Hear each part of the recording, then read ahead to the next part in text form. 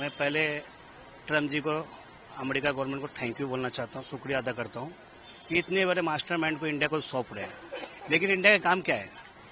अजमल कसाब के जैसा अंडा सेल, बिरयानी, इतना सेवा देने की जरूरत नहीं है।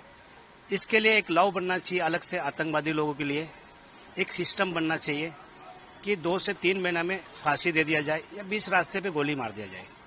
उनको ला के बिरयानी खिलाओ, करोड़ों रुपए खर्चा करो, पैसा वेस्ट है। हम जैसे इंसानों लोगों के सोचने के लिए कि गरीब लोग को कैसा आगे बढ़ाओ, देश की सुरक्षा कैसे करूं, वो कोई मेहरबानी नहीं कर रहा है। वो आ रहे तो हमारे देश में आके आतंकवादी हमला किया, कितने लोगों की जान लिया है। मैं दुबई, सऊदी वगैरह में सुनता हूँ चोरी किया तो हाथ काट दिया, ये कुछ किया तो। यहाँ भी आतंकवादी के लिए एक सिस्टम बनना चाहिए, फास्ट ट्रैक पे चलना चाहिए। कसाब के जैसे अंडा सेल में बिरयानी वगैरह नहीं जाना चाहिए। आ रहा है, हमारे दिल को उस दिन सुकून मिलेगा। मैंने उस दिन देखा हूँ कितने लोग मरे, त्योहार मनाने जा रहे थे, बकरीद का त्योहार था, कितने लोग बेघर हो गए, किनके माँ बाप गए, किसी का भाई गया, किसी का बहन गया।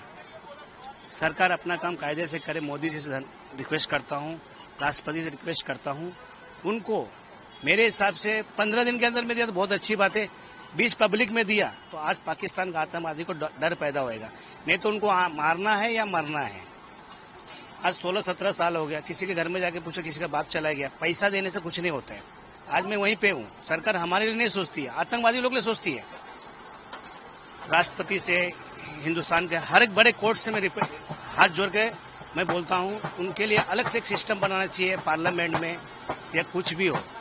बस यही कहना चाहता हूँ, उनको ज्यादा दिन मत रखो, ज्यादा वेस्ट टाइम मत रखो। आप में किस तरह से खुशी का माहौल है, उसको लेके आ रही है इंडियन गवर्नमेंट? जब उसको फांसी दे दिया जाएगा 10 से 15 दिन या 2 महीने के अंदर में, तब खुशी मनाऊंगी, पटाखा फोड़ूंगा और जिस हर एक को इंसाफ मिलेगा। अभी तक इंसाफ नहीं हुआ है। इससे पहले मैं 1999 में मैंने देखा था एक बड़ा आतंकवादी, मैं बहुत छोटा था शायद, बड़ा आतंकवादी को पकड़ा था इंडिया गवर्नमेंट ने, प्लेन हाईजैक करके उनको छुड़ा लिया। आज वो पाकिस्तान में खुलेआम घूम रहा है। ये मास्टरमाइंड है, इसके लिए भी लोग हाथ पांव चलाएंगे। उसके पहले उसको मौत के घाट उतार दो। तहूर राना को भारत फाइनली लेकर आ रहे हैं, इस बात से मैं बहुत खुश हुई। ये इंडिया की सबसे बड़ी जीत हो रही है आतंकवाद के खिलाफ के लिए, तो मैं इस बात से बहुत खुशी हो रही है मुझे।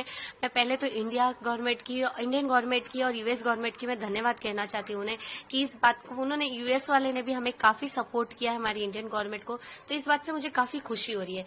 मेरी एक ही मांग है कि तहूर राना को लाने के बाद उससे जल्द से जल्द एक इन्फॉर्मेशन निकाले आतंकवाद के खिलाफ।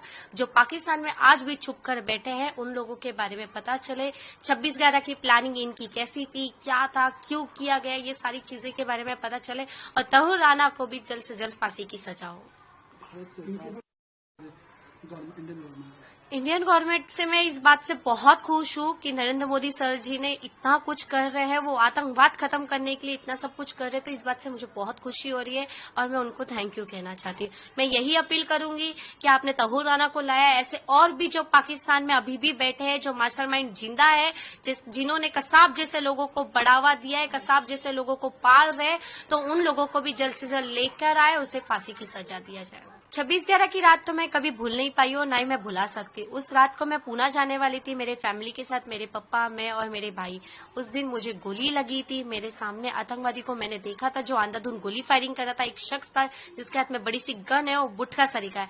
मुझे उसका नाम, वो सारी चीजें बाद में पता चला कि 10 आतंकवादी हमारे शहर में आए थे। ये सारी चीजें मुझे बाद में पता चली थी। जब मैं सीएसटी में थी, मेरे सामने काफी लाशों थी, लोग भागते भागते गिर रहे, किसी के हाथ में गोली लग रही तो किसी के पैर तो किसी के सर पर।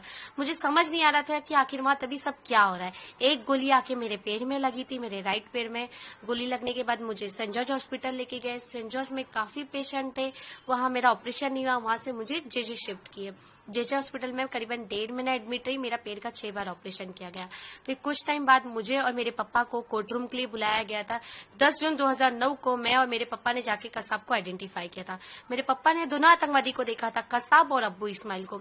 मैं इंडियन गवर्नमेंट से एक अपील करूंगी कि कसाब को जितना टाइम तक रखा गया था उतना टाइम तहूर राना को ना रखा जाए, उसको जल्द से जल्द फांसी की सजा दिया जाए। और जो मास्टरमाइंड अभी भी पाकिस्तान में बैठा है और जो हमारे इंडिया से जो भागकर चले गए, हमारे इंडिया को जो तकलीफ की दी है, उन लोगों को भी लाकर सजा दिया जाए।